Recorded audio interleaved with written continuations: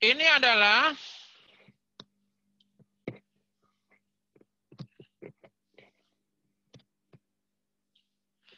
remission times in weeks for two group of leukemia patient. Remission ini apa remission?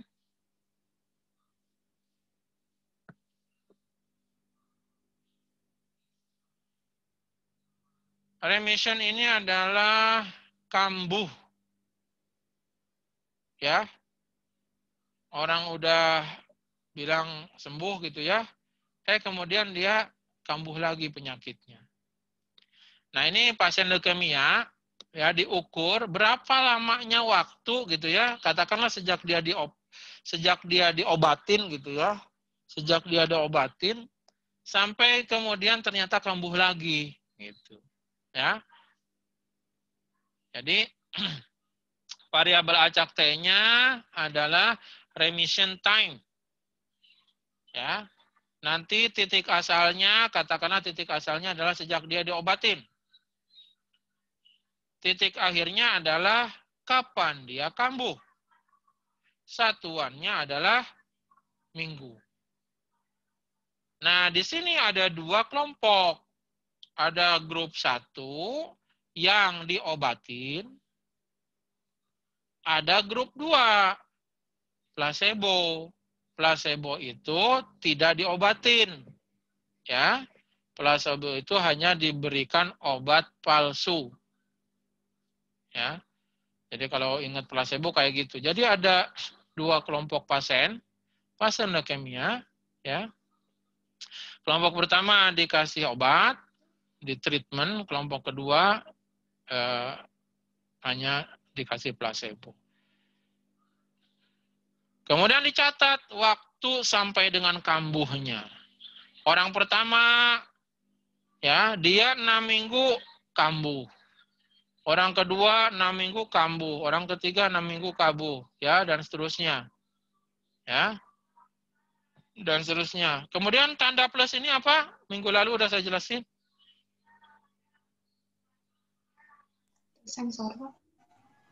Tersensor, betul. Artinya ketika penelitinya menghentikan penelitian, karena dia nggak mungkin kan ngamatin terus gitu ya, dia teh masih sehat gitu ya. Belum teramati kejadian kambuh.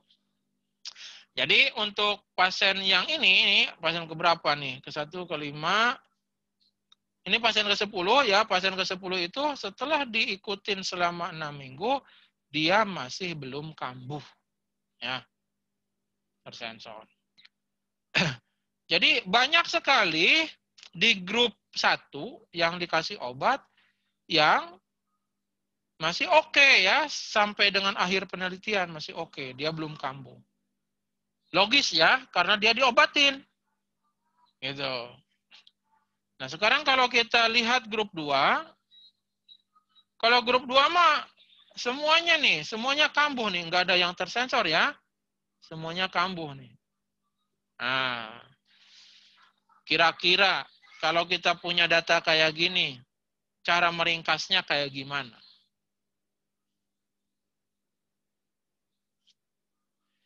Oke, di sini diceritakan gitu ya. Misalnya, oke deh ya, saya akan cari rata-ratanya tanpa memperhatikan keterangan data tersensor. Jadi yang 6 yang sesungguhnya tersensor ini, saya anggap aja dia teh memang 6 minggu gitu. 6 minggu dia kambuh gitu. Yang 9 minggu ini sesungguhnya dia masih oke gitu ya. Saya anggap aja orang ini kambuh gitu. Jadi dengan mengabaikan tanda plus, maka saya hitung rata-ratanya. Berarti jumlahkan semua ya. Hitung rata-rata kan gitu ya. Jumlahkan semua bagi 21 ya. Dapat 17,1. Ya. Jadi rata-rata waktu sampai kambuh dari pasien yang dikasih obat adalah 17,1 minggu. Nah, sementara yang grup 2 nggak ada masalah dengan tanda plus ya. Datanya teramati semua, nggak ada yang tersensor. Nah, ini Mariel nih. Ya, rata-rata waktu sampai dengan kambuh dari kelompok pasien yang placebo itu 8,6 minggu. Oke, kelihatan ya? Yang diobatin bertahannya lebih lama ketimbang yang placebo. Logis ya? Wong diobatin kan biar dia sehatnya lama gitu ya. Oke, kemudian yang kedua, cara meringkasnya itu adalah dengan menghitung rata-rata kejadian. Rata-rata kejadian. Ya. Caranya gimana? Rumusnya ini. Rata-rata kegagalan. Rata-rata laju kegagalan. Rumusnya adalah ini. Ya, yaitu berapa banyaknya yang fail, berapa banyak ya yang event yang mengalami kejadian dibagi jumlah seluruh waktunya. Ya. Ini adalah rata-rata laju kegagalan. Jadi kalau dia kelompok treatment, berapa yang fail, yang remission, yang kambuh? 1, 2, 3, 4, 5, 6, 7, 8, 9. Ada 9 orang. Ya. Di kelompok yang treatment, 9 orang kambuh. Dibagi total T-nya. Jumlahin semua. 6 tambah 6 tambah 6 tambah 7 tambah 11.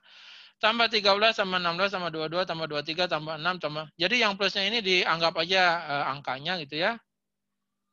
Dapat 359. Nah, laju kegagalannya itu adalah 0,025. Sebaliknya, di grup placebo, laju kegagalannya semuanya gagal nih 21.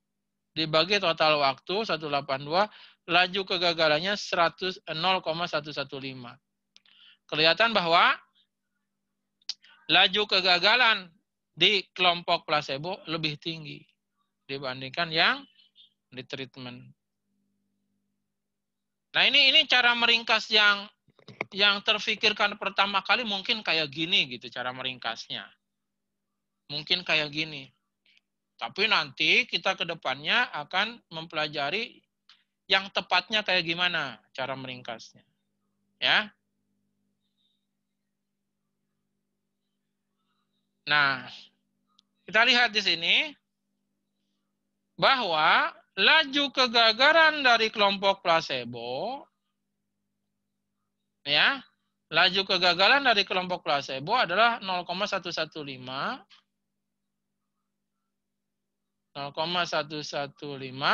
itu lebih besar. Gitu ya. Ya, lebih besar dibanding laju kegagalan dari kelompok treatment. Artinya apa? Artinya treatment memberikan efektivitas yang tinggi dibandingkan kelompok placebo. Kalau laju kegagalan kecil, ini yang treatment kan laju kegagalannya kecil ya, maka itu artinya survivalnya tinggi. Jadi kalau ibarat timbangan kayak gini nih, hubungan antara H dan S itu. Jadi kalau kita mendapatkan angka laju kegagalan yang kecil, artinya mencerminkan bertahannya, peluang bertahannya tinggi. Gitu. Ya. Jadi kebalikan kayak gini.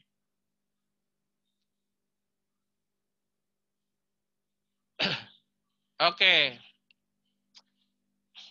Kalau kita punya data dari hasil penelitian, ya, kalau kita punya data, nah biasanya ini ada cara khusus untuk menyusun data survival, ya, cara khusus. Pertama adalah kita harus membuat urutan waktu kegagalan, ya.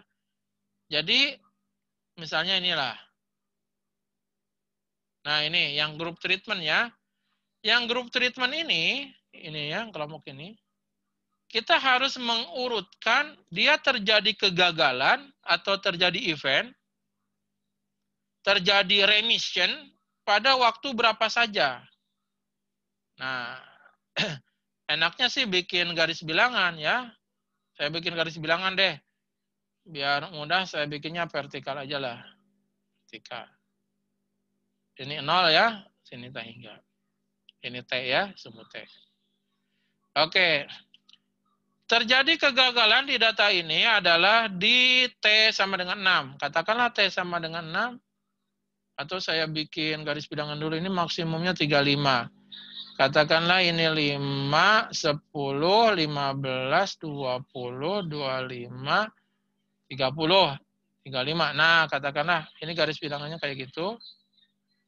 Nah, kemudian di garis bilangan ini terjadi kegagalan pada waktu kapan saja. Pertama adalah di waktu 6, ada 3 malah ini ya. Jadi pertama di sini, di 6. Nah, katakanlah 6. Ini kan tadi 5 ya, ini 6. Ini T sama dengan 6. Nah, ada kegagalan lagi di 7. Nah, katakanlah di sini. Ini di T sama dengan 7. Di 10. Ini 10 ya. 13. 13 mungkin sini ya. 16. 16 ini. 22. Ini. 23.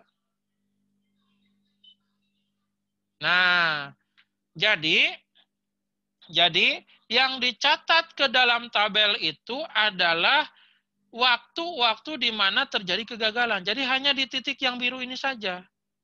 Ya, meskipun titik kita ada 21, tapi yang dicatat hanya pada waktu-waktu di mana terjadi kegagalan. Oke, jadi ada berapa waktu kegagalan? Ada 9 ya. Bukan ada 9. Tadi orangnya ada 9, tapi kalau waktunya mah ada 1, 2, 3, 4, 5, 6, 7. Hanya ada 7. Ya, ada 7 waktu kegagalan. Nah, ini nanti di sini dituliskan. Ya, ke-1 kegagalannya tadi mulai di 6, kedua di 7. Sampai paling besar adalah di 7. Ini 7 tadi. Untuk data yang tadi ya, yaitu di berapa tadi? Di 23. Di 23. Nah, jadi cara menyusunnya kayak gini. Kalau 0 ini sebagai permulaan lah ditulis 0 ya.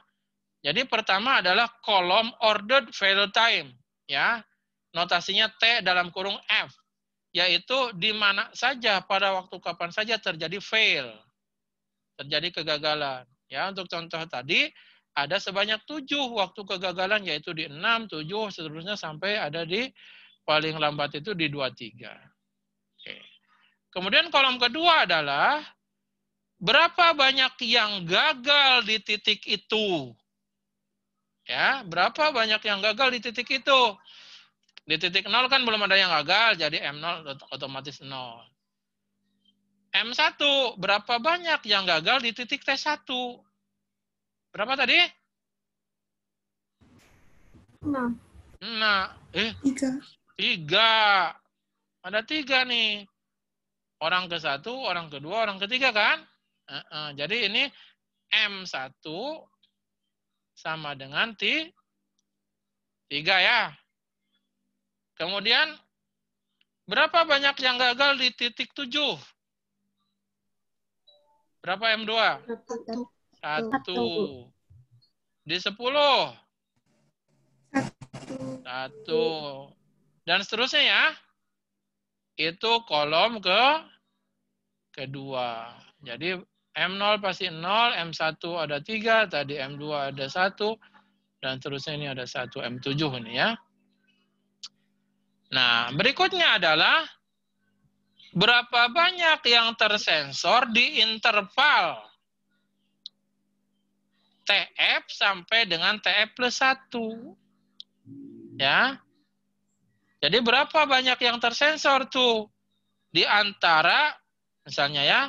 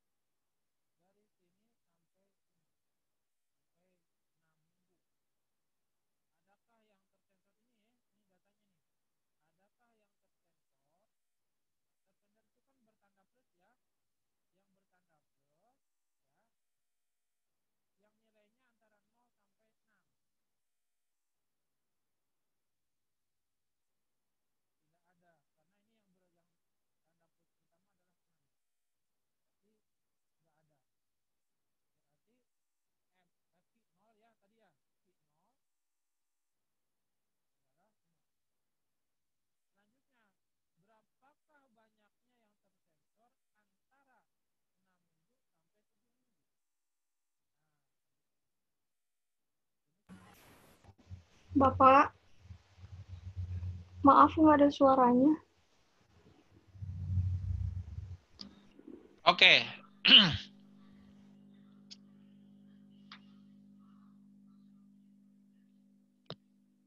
Kolom ketiga, kita harus menuliskan berapa banyak yang tersensor di antara TF sampai TF plus 1. Ya, notasinya adalah QF. Q0 artinya berapa banyak yang tersensor antara T0 sampai T1. Untuk kasus data kita yang tadi, berapa banyak yang tersensor antara 0 minggu sampai 6 minggu. Itu nanti Q0 ya. Berapa? Berikutnya, berapa banyak yang tersensor antara T1 sampai T2? Yaitu antara 6 minggu sampai 7 minggu. Itu nanti Q1. Dan seterusnya gitu ya. Coba kita lihat di sini.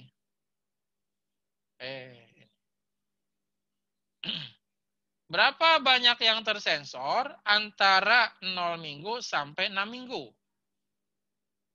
Lihat datanya yang grup 1. Yang tersensor itu ditandai dengan apa? Plus. Bertanda plus, ya. Berapa banyak yang bertanda plus antara 0 sampai 6 minggu? 0. 0. Karena 6-nya nggak ikut ya. 6 plus itu artinya dia lebih dari 6. Jadi dia nanti ikutnya ke yang berikutnya. Jadi antara 0 sampai 6 itu nggak ada 0. Q0, 0. Sekarang, berapa banyaknya yang tersensor antara 6 minggu sampai 7 minggu? Q1, berapa? 1. 1. Yang orang ini, dia tersensor di interval 6 sampai 7. Ya. Kenapa? Karena 6 plus itu artinya 6 lebih dikit, kan gitu ya? 6 lebih dikit, 6 lebih deh, gitu ya. 6 lebih, ya jelas dia tersensornya di interval antara 6 minggu sampai 7 minggu. Jadi ini ada 1 di sini. Q1 ada 1. Berikutnya, berapa yang tersensor antara 7 sampai 10? 1. 1, yaitu ini yang 9. Jadi Q2 adalah 1. Selanjutnya, berapa yang tersensor di interval 10 minggu sampai 13 minggu? 2. Orang ini dan orang ini.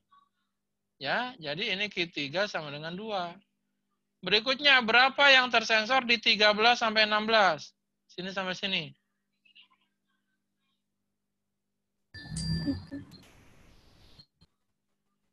Di 13 minggu sampai 16 minggu. Ada yang tersensor?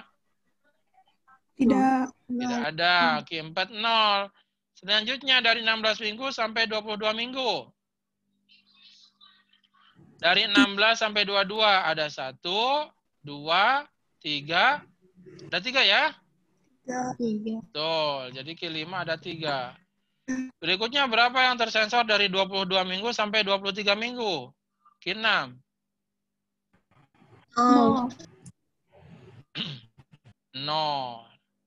Nah, di akhir ini, ya, setelah interval terakhir, ini ada interval terakhir sesungguhnya. Dari 23 terus ke sana ke atas. Ya, sampai tahingga. Nah, nanti yang tersensor di tahingga itu, di atas 23 ada 1, 2, 3, 4, 5. Di sini ada 5 nanti. Ya. Oke, jadi kita lihat untuk bisa mengisi ini, ya, untuk bisa mengisi ini, caranya seperti yang tadi ya. Dapat ya? Nah, sesungguhnya di sini nanti bisa ditambahkan interval terakhir, yaitu TK sampai dengan tahingga. Gitu. Ya. Jadi nanti ada interval terakhirnya kayak gitu deh. Ya. Oke. Paham ya cara mengisi kolom ketiga? Sekarang kolom keempat. Yang disebut dengan himpunan berisiko, riset. Ya. Himpunan berisiko. Himpunan berisiko itu adalah berapa, ini harus saya jelaskan, ada definisinya berarti ya. Berapa banyak orang yang berisiko fail ya, berisiko gagal gitu ya. Berisiko gagal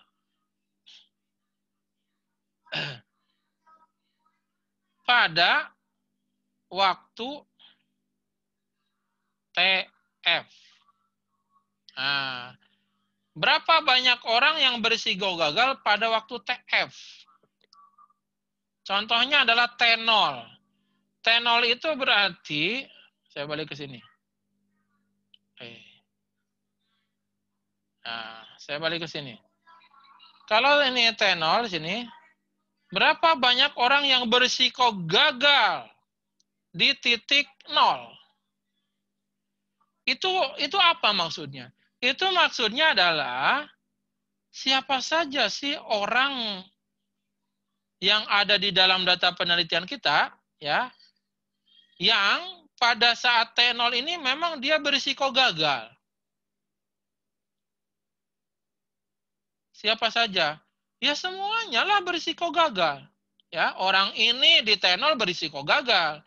Orang ini di T0 berisiko gagal. Semuanya berisiko gagal karena T0 ini baru permulaan penelitian. Jadi artinya 21 orang yang sedang kita teliti itu semuanya berisiko gagal di T0. Ya. Jadi di T0 itu semuanya berisiko gagal. Jadi R T0 atau saya tulis ulang menjadi R0 yaitu himpunan orang-orang yang berisiko gagal pada waktu 0. Gitu ya. Jadi kalau RT0 itu atau R0 itu adalah himpunannya. Mana himpunan orang yang berisiko gagal pada waktu T0? Ya ini semua. Yang 21 orang itu semuanya berisiko gagal pada waktu 0. Paham ya? Sekarang kita masuk ke RT2. RT1. RT2. Ini kan T1-nya 6 ya. Berarti R6 adalah himpunan orang-orang yang berisiko gagal. Ya, yang berisiko gagal di waktu 6 minggu. Ya, di waktu 6 minggu itu orang-orang yang berisiko gagal siapa aja sih? Ini juga sama. Himpunannya masih 21 orang ini. Mengapa? Karena yang didefinisikan sebagai himpunan risiko gagal di waktu ke T itu adalah termasuk orang-orang yang pada waktu tersebut dia memang gagal. Jadi kita lihat di sini ada 3 orang loh Di 6 minggu itu dia yang remission, yang gagal. Ya. Nah, yang 3 orang itu adalah akan masuk ke sini. Akan masuk ke R6. Jadi artinya totalnya masih 21 orang ini, masih full. Masih 21 orang ini berisiko gagal pada minggu ke-6. Gitu. Jadi kalau ditanya manakah himpunan R6? Himpunan R6 itu ya ini orang-orang ini, yang 21 orang ini. Oke. Sekarang kita masuk. Apa itu R7? Adalah orang-orang yang berisiko gagal pada minggu ke-7.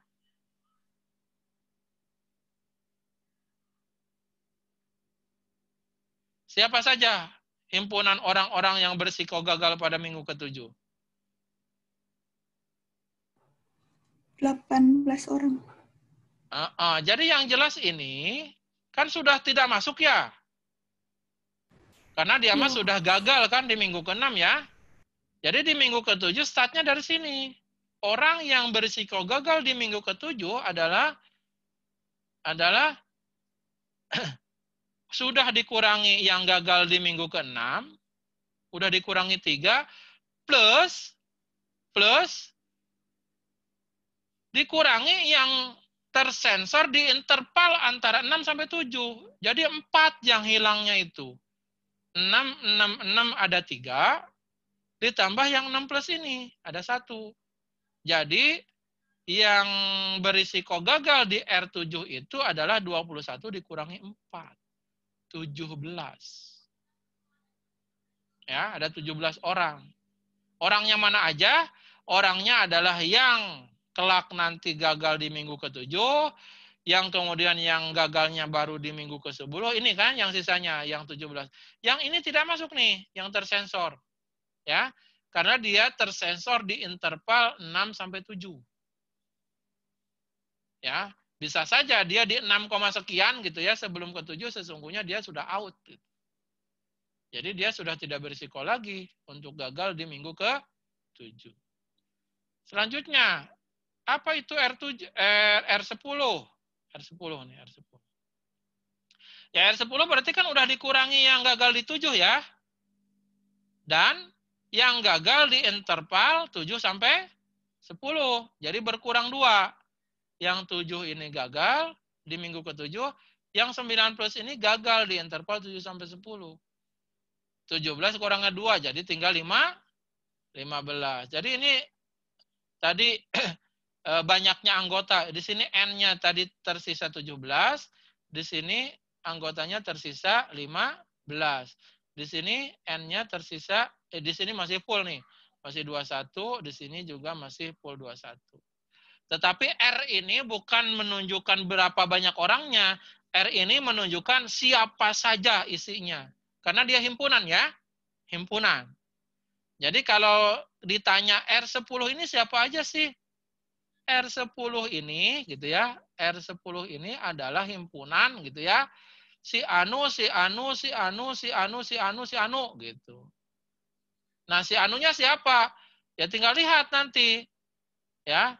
Yang meninggal yang remission pada minggu ke-10 ini siapa? Misalnya si Badu gitu. Jadi ini Badu gitu ya. Yang remission pada minggu ke-13 ini siapa? Misalnya si Cinta Laura gitu ya. Jadi kalau R itu menunjukkan himpunannya. Ya. Tapi karena ini tidak namanya siapa-siapa ya. Ya sebut saja ya. Adalah yang nanti meninggalnya, yang remissionnya pada minggu ke-10, yang remissionnya pada minggu ke-13, itu kan, dan seterusnya. Berapa banyak orangnya? Ada 15.